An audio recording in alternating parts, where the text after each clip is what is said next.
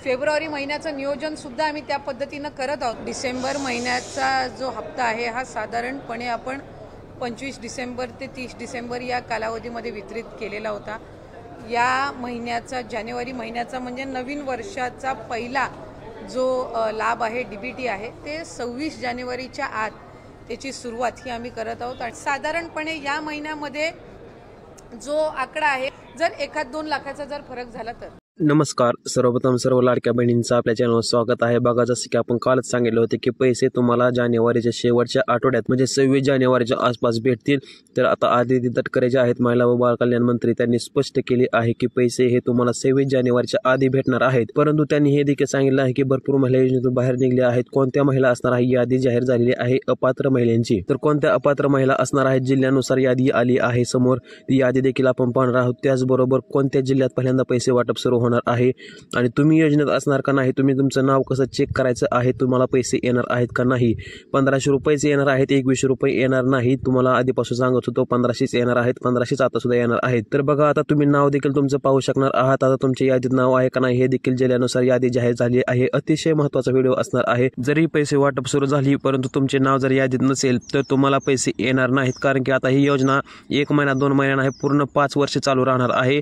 एका महिन्याचे पैसे आले नाहीत म्हणजे पूर्ण 5 वर्षाचे तुम्हाला पैसे येणार नाहीत। त्यामुळे तुम्ही पात्र यादीत असणे अत्यंत महत्त्वाचे आहे, नाही तर तुम्हाला पैसे येणार नाहीत। बघा, अतिशय महत्त्वाची अशी बातमी समोर आली आहे। आता आदिती तटकरे यांनी स्पष्ट केले आहे की लाडकी बहीण योजनेअंतर्गत आम्ही डिसेंबरचा जसा हप्ता दिला तसं आता जानेवारीचा देखील हप्ता आम्ही शेवटच्या आठवड्यात म्हणजे 26 तारखेच्या आधी आम्ही जमा करणार आहोत। परंतु लाभार्थी महिलांबरोबरच अलाभार्थी महिला म्हणजे की अपात्र महिला देखील तेवढ्यात असणार आहेत।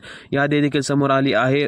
फॉर्मची छाननी सुरू आहे सध्या चालू आता, कारण की बघा आता तुम्हाला 20 तारखेनंतर पैसे वाटप शक्यतो सुरू होण्याची शक्यता आहे। 20 ते 26 तारखे या दरम्यान तुम्हाला सर्व टप्प्याटप्प्याने पैसे तुमच्या खात्यात जमा होणार आहे। परंतु जर तुम्ही योजनेसाठी पात्र नसाल तर तुम्हाला 1ही रुपये येणार नाही। तर ते कोणते जिल्हे असणार आहेत, त्या जिल्ह्यात पहिल्यांदा पैसे वाटप सुरू होणार आहे ते आपण आधी पाहू। त्याचबरोबर कोणत्या नवीन अटी आहेत, त्या अटी जर तुम्ही बसत असाल तर तुमचे नाव लिस्टमध्ये ऑटोमॅटिक येणार आहे ते देखील आपण पाहणार आहोत। व्हिडिओ खूपच महत्त्वाचा आहे, व्हिडिओ पूर्ण पाहू। चॅनल नवीन असाल तर चॅनल सबस्क्राईब करायचं आहे आणि व्हिडिओला देखील एक लाईक करायचं आहे। चला तर अतिशय कमी वेळात सर्व बातमी कव्हर करू। तर बघा, अटी पाहिजे झालं तर बघा, सर्वप्रथम अट असणार आहे तुमचे वार्षिक उत्पन्न 2.5 लाखापेक्षा कमी असणे गरजेचं आहे। त्याचबरोबर तुमच्या नावावर 5 एकरपेक्षा कमी जमीन असणे गरजेचं आहे। तुमच्या नावावर कोणतेही 4 चाकी वाहन नसाय पाहिजे, ट्रॅक्टर सोडून।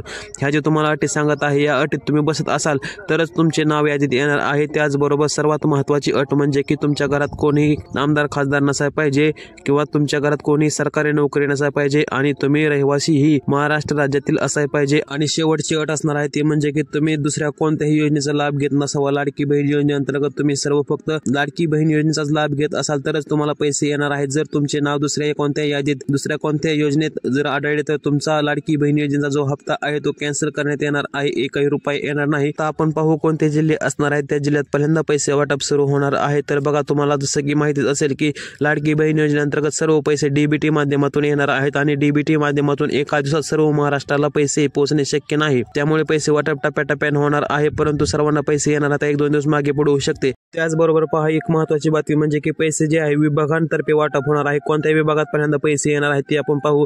तर बघा, महत्त्वाचे जे आहेत ते विभाग तुमच्या समोर दिसत आहेत। पुणे विभाग असेल, नाशिक, नागपूर, कोकण, अमरावतीच्या, त्याचबरोबर छत्रपती संभाजीनगर हे विभाग महत्त्वाचे असणार आहेत। या विभागातील जे जिल्हे आहेत ते देखील जिल्हे अत्यंत महत्त्वाचे असणार आहेत। त्या कोणते जिल्हे आहेत, त्या जिल्ह्यातील लाभार्थ्यांना सर्वात आधी पैसे भेटणार आहेत ते आपण आता पाहणार आहोत। खूपच महत्त्वाचा व्हिडिओ आहे, व्हिडिओला एक लाईक करायचा आहे तुम्ही। चला तर आता आपण पाहू की कोणते जे विभाग आहेत त्या विभागात पहिल्यांदा पैसे वाटप होणार आहे। तर बघा, पुणे झालं, नाशिक झालं, नागपूर हे जे विभाग आहेत। त्याचबरोबर बघा, सर्वात महत्त्वाची बातमी म्हणजे या जिल्ह्यातील या विभागातील जे जिल्हे असणार आहेत, ज्या जिल्ह्यांची लोकसंख्या कमी आहे त्यांना लवकर पैसे येत आहेत। असं का होत आहे तुम्हाला सांगतो, कारण की DBT माध्यमातून एका दिवसात सर्वांना पैसे येणे शक्य नाही।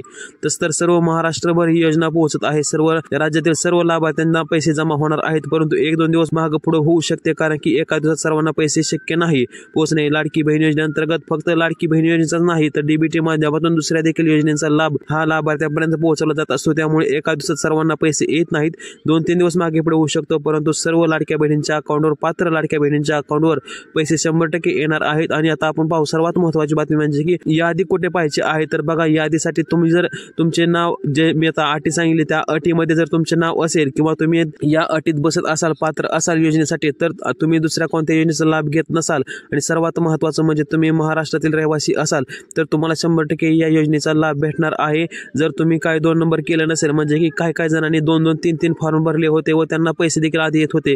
सरकारने ते फॉर्म आधी चेकिंग केले नाही. आता निवडणुका झाल्यानंतर चेकिंग केले.